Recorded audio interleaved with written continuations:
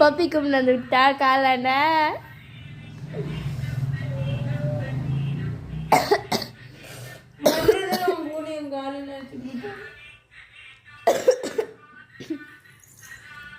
Puppy கும்பிட்டா puppy ஒன்றும் வாங்கிடுங்க விளாசிடுவேன்.